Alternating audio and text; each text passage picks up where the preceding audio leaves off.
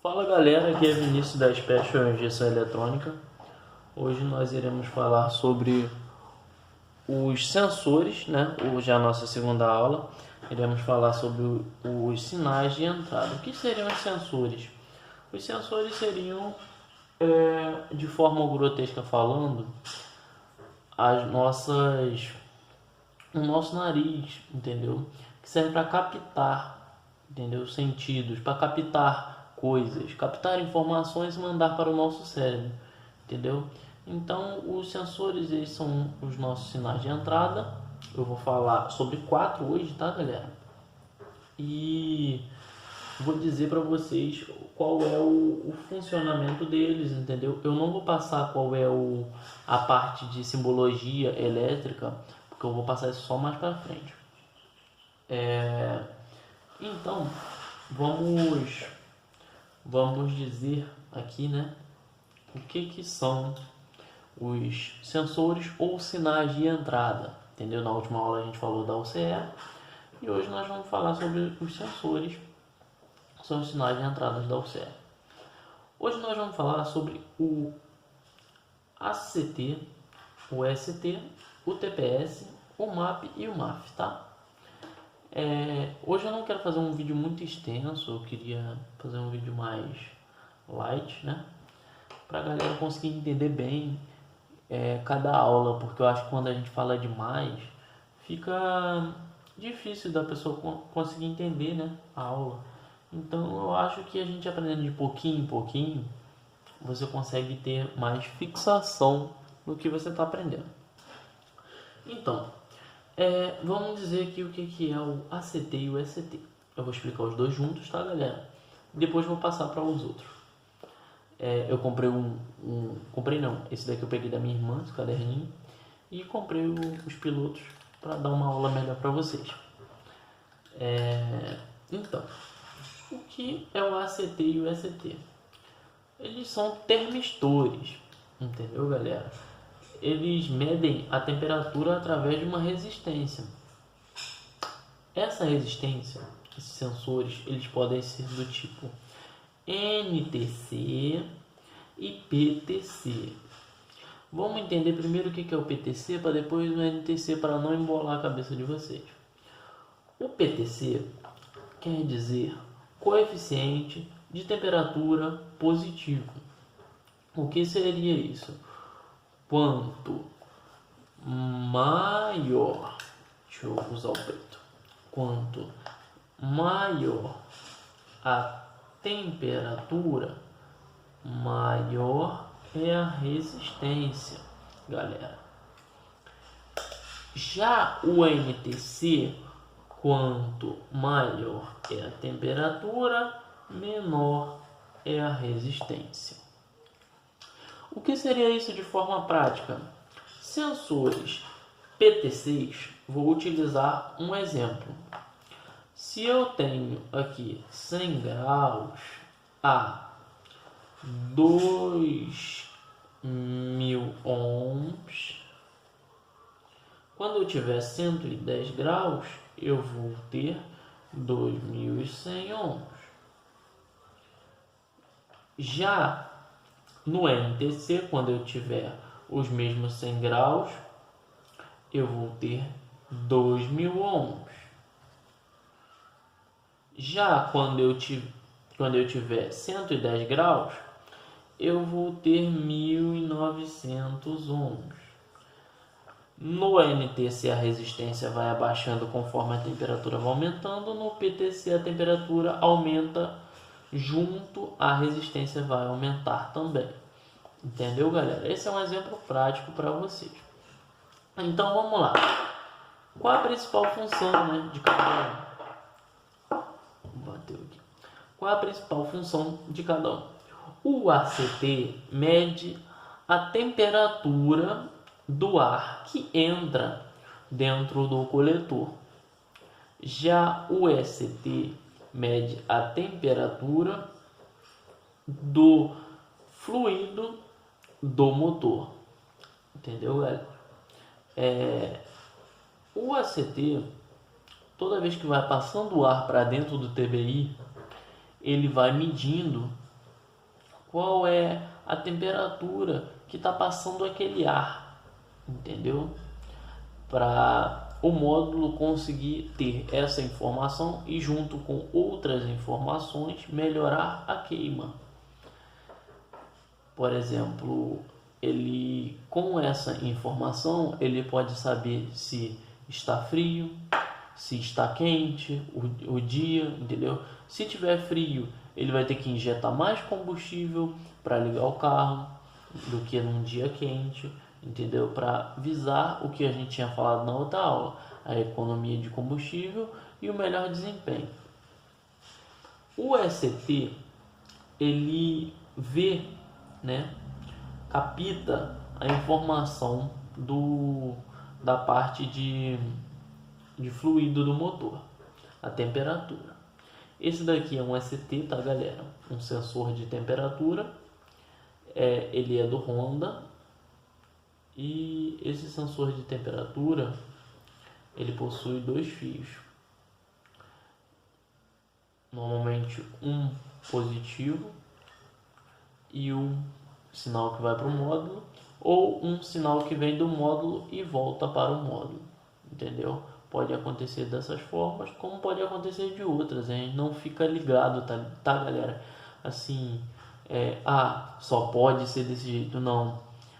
Porque sensores, eles são muito relativos, e só com esquema elétrico que você vai poder definir isso, entendeu? Você vai ter uma base do que vai ser. Então, é isso, tá, galera? E vamos ver mais para frente nas estratégias de funcionamento que toda vez que você desliga esse carinha, o módulo ele entra com uma estratégia de ligar a ventoinha, porque ele não vai saber a hora que é para ele ligar a ventoinha. Um exemplo desse carinha aqui ruim e dando problema no seu carro ou no carro de um cliente seria quando tivesse quente, né? O motor do carro tivesse quente e ele dissesse que o motor está frio. Logo ele injetaria mais combustível e o carro consumiria mais combustível. Entendeu, galera? Ou às vezes o carro não vai ligar, entendeu? Ou por outra, não vai armar a ventoinha e acabar acontecendo uma tragédia que é queimar a junta do cabeçote. Então, eu acho que eu falei de forma rápida, né? Que seria o ACT e o ST. E vamos pular para o TPS, potenciômetro de posição da borboleta. O TPS ele é um potenciômetro, tá, galera? Ele atua também como atuador de marcha lenta e regula a posição da borboleta e logo a entrada de ar, né? O TPS, ele sendo um potenciômetro, ele trabalha da seguinte forma: ele vai identificar os graus que a borboleta vai abrindo, tá, galera? Nisso, ele vai entrar um fio positivo, um aterramento e um fio de sinal. Esse sinal, ele vai de 0,15 volts a 4,95 volts, tá, galera? Normalmente 0,15 ele está em marcha lenta. Quando esse carinha aqui está ruim, em marcha lenta, ele costuma variar muito o valor ou ficar travado em um valor fixo. Quando você acelera, ele vai estar travado em um valor fixo. Entendeu? Então, toda vez que esse cara está ruim, o módulo não vai conseguir entender que a borboleta abriu, entendeu?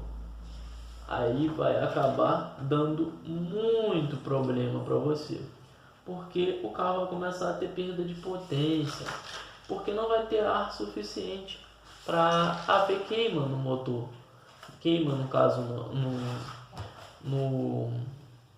na câmara, né? Então, quanto mais você vai pisando o pé, mais o potenciômetro vai se abrindo, né? Ele vai abrindo junto com a borboleta, né? E abaixando a resistência, né? Aqui a resistência vai estar alta, ele vai abaixando a resistência e deixando a voltagem que está aqui fluir para cá. A voltagem ela faz isso aqui, ó. Ela entra por aqui e flui para cá, entendeu, galera? Quanto menor a resistência, mais a voltagem vai fluindo para cá. Então ele vai chegar aqui. Eu não disse, eu esqueci de dizer, mas todos os sensores trabalham com 5 volts, tá, galera? Eles não trabalham com 12 volts, trabalham com 5 volts. Ele vai entrar 5 volts aqui, e quanto maior for a resistência, ele vai começar com 0.15 e vai terminar com 4.95. Entendeu, galera? Ele é o principal,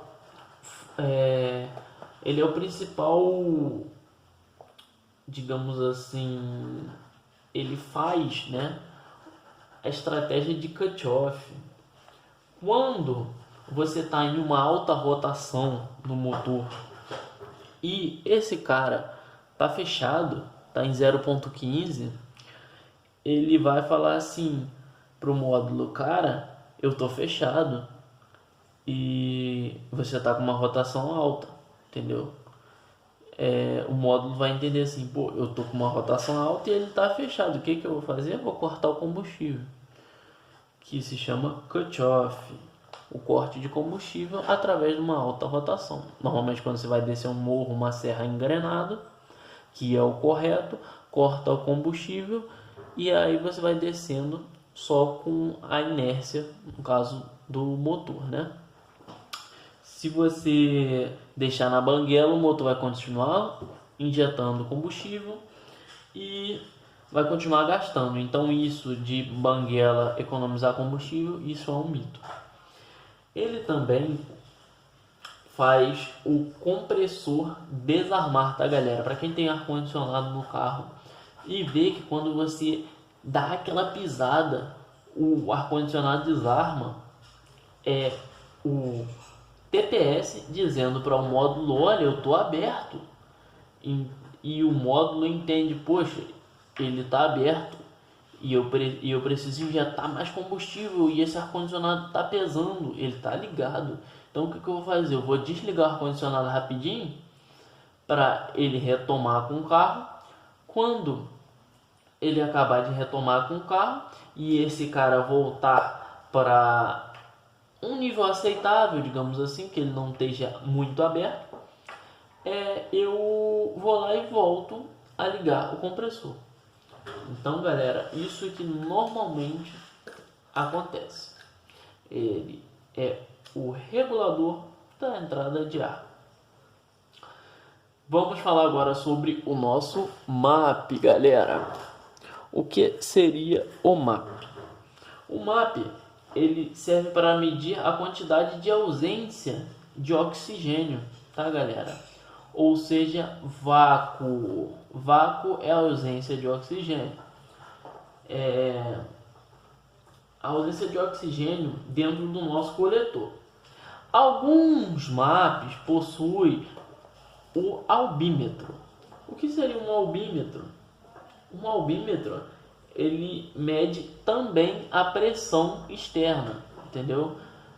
Quando você está em um local muito alto, um albímetro vai dizer para o módulo que a pressão externa está muito alta e logo ele vai trabalhar com uma estratégia para aquela pressão. Ele pode ser também piezoelétrico. O que seria piezoelétrico? Trabalhar com cristais dentro dele, entendeu? Que por meio de pressão formam resistência, ou por meio de vibração formam resistência. Eu vou falar mais do piezoelétrico quando eu falar sobre o sensor KS, tá, galera? Normalmente eles são de membrana, eles possuem uma membranazinha, entendeu? Aqui dentro dele, e quando dá o vácuo, essa membrana ela retém ou se expande. Ela normalmente os maps, eles são assim, tá, galera? Eles têm um positivo, um aterramento e um fio de sinal, que a membrana acontece a mesma coisa que aqui, vai deixando passar de 0.15 a 4.95 normalmente, tá, galera? Pode ser que eles passem mais ou menos, mas não vai passar de 5 volts. Deixa passar para cá para dizer, olha, tem muita pressão no coletor, olha, tem pouca pressão no coletor, entendeu? Porque vamos dizer que esse cara que vou falar mais para frente, pare de funcionar. O MAP ele vai estipular a estratégia de, olha, aqui tem muita pressão dentro do meu coletor. Se eu tenho muita pressão dentro do coletor, logo eu tenho pouca entrada de ar, entendeu? Quanto mais pressão, menos ar entrando. Quanto menos pressão, mais ar entrando. Aí ele vai, a partir desse cara aqui, dizer, olha, injeta mais combustível, olha, injeta menos combustível. Digamos que esse cara, ele é um dos fundamentais para a nossa parte de estequiometria, que vai ser o que a gente vai aprender mais para frente também. Esse cara, ele é um dos principais para estratégia para o módulo funcionar de uma forma de obter uma queima 100% proveitosa, né? Quando ele é piezoelétrico, ele trabalha com hertz, tá, galera? Ele não vai trabalhar com sinal elétrico, ele vai trabalhar com frequência. Então, vamos passar agora para o nosso último da aula de hoje, que é o MAF, né? O que seria o MAF? O MAF, ele é um sensor parecido com o MAP, só que o MAF ele vai medir o fluxo de ar e a quantidade de ar que está entrando dentro do coletor. Por isso que eu disse que se o MAF não funcionar, o MAP vai saber o que dizer para o módulo, entendeu? Ele possui, né, a resistência por fio, né, que seria igual uma resistência de chuveiro. Quanto mais entrar, vai passando nela e aí ela vai dizendo o quanto que está entrando. Ou por filme, uma plaquinhazinha de filme, né? E ela vai dizendo também por meio da força elétrica que está exercendo o ar sobre ela, qual é a quantidade de ar que está entrando, entendeu? Então, galera, o MAF ele não tem segredo, ele é como se fosse o ACT e o ST, só que em vez de dizer a temperatura, ele diz a quantidade de ar que está entrando, no caso igual o ACT, né? E é isso. Eu espero que tenham feito uma boa aula para vocês. Eu tentei melhorar essa semana, né? E eu na próxima semana vou melhorar mais ainda. Eu não tive tempo essa semana, tá, galera? De formular uma aula, entendeu? Mas eu dei o meu melhor hoje para vocês com o que veio na minha mente, sabe, galera? Então eu acho que é isso. Até a próxima, galera. Na próxima nós iremos continuar com a aula de sensores, né? No nosso sinais de entrada. Vamos falar sobre sensores diferentes. E mais lá na frente eu vou mostrar para vocês como é que funciona a parte de estratégia em cima desses sensores e como é que são no esquema elétrico esses sensores desenhados para vocês saberem como achar problemas neles, tá? É isso aí que eu falo para vocês e até a próxima, galera. Valeu!